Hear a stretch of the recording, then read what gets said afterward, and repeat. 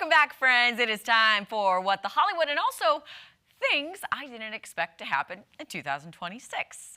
There are a lot of things that have happened so far that I really didn't expect, but this first story most definitely was not on my bingo card for the year, and it deals with Kanye West, a name I don't like to say, I haven't uttered in a very long time, maybe even close to over a year.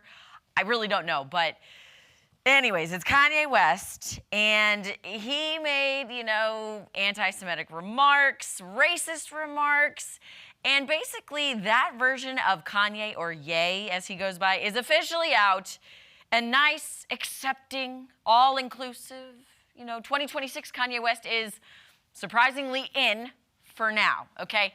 Here it is. The controversial and outspoken rapper has made headlines for some very horrible things over the years, and it looked like there really was no end in sight for his negatively charged outbursts.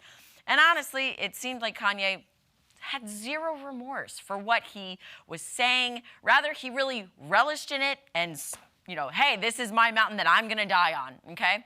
Well, like I said, the new year has brought out a new Kanye, surprisingly, because he's finally issued an apology to the Black and Jewish communities, okay? So on Monday, the Wall Street Journal issued a full-page ad from Kanye himself. He addressed it to those I've hurt. So Kanye went on to explain how a car crash some 25 years ago left him with a broken jaw and damage to the right frontal lobe of his brain. However, that brain damage went unnoticed until 2023. He also noted, quote, comprehensive scans were not done, neurological exams were limited, and the possibility of a frontal lobe injury was never even raised. So that medical oversight caused serious damage to my mental health and led to my bipolar type 1 diagnosis. So because of this trauma, Kanye West, just went into denial about everything, especially that bipolar 1 diagnosis. He felt like everyone was overreacting and trying to tame him. And within that apology, within the Wall Street Journal, Kanye admitted to, losing touch with reality. I'd say so. Writing, quote, things got worse the longer I ignored the problem. I said and did things I deeply regret. Some of the people I love the most, I treated the worst. Another point made in that same ad was, quote, it does not excuse what I did, though. I am not a Nazi or an anti-Semite. I love Jewish people. The Black community is unquestionably the foundation of who I am.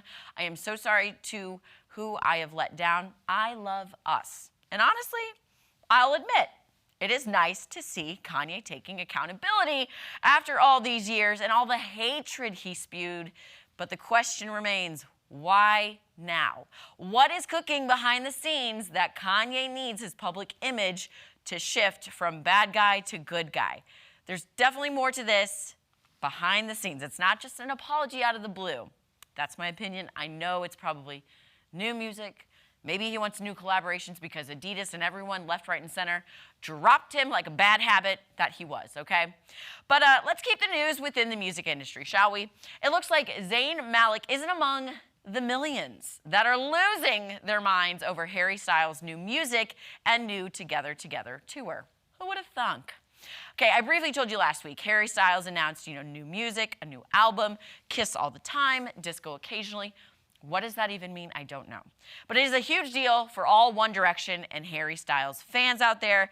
So then why is his former One Direction bandmate Zayn being so sourpuss about nothing that really pertains to him? Well, it does look like Harry's ticket prices are too high. And here's Zayn at a recent show seemingly throwing shade towards Harry. Take a look. Okay, so I just want to say a big thank you to each and every single one of you for being here with me tonight. Could have been anywhere, but you decided to spend your night with me. Hopefully the ticket prices weren't too high. Just saying. Okay, so just to reiterate that tail end part among all the screams, Zayn told his audience, hopefully the ticket prices weren't too high. Just saying, but okay? Well, here's more context to that ticket price jab towards Harry. So Harry is playing 50 shows across the world between May and December of this year, and tickets are going anywhere between a modest, $60 to $600+, okay? And that's just at his London shows, okay? And obviously, this sparked backlash online. Fans were livid about these prices, writing things like, "I'm sorry, Harry, but this is asinine. I love you, but I cannot justify spending an entire paycheck on 2 concert tickets." And Harry Styles' ticket prices are disgusting. Everyone should be talking about it because it's soon going to happen every concert if nothing changes. We need to bring back in-person tickets.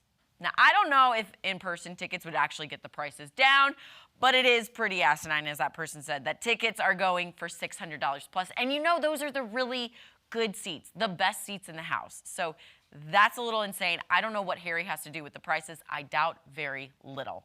Okay, and finally, you guys, actor Quinton, you might be like, who is that? Well, he, most famously, I would say, portrayed Michael Orr in the movie The Blind Side, starring Sandra Bullock and Tim McGraw.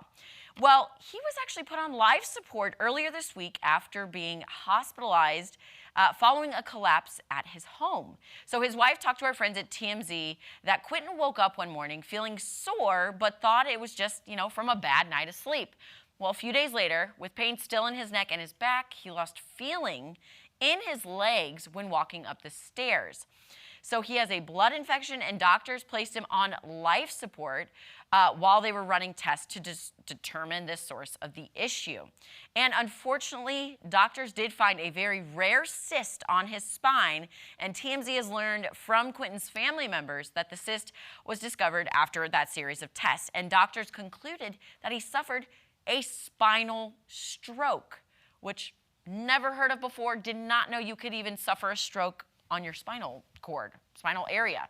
So back surgery is being considered, and if that happens, the 40-year-old, so young, 40-year-old actor will face extensive physical therapy, could be confined to a wheelchair for some time, but there is a silver lining in all of this. So Quinton is alert, aware, and recovering. So good thoughts, positive vibes out to you, Quinton.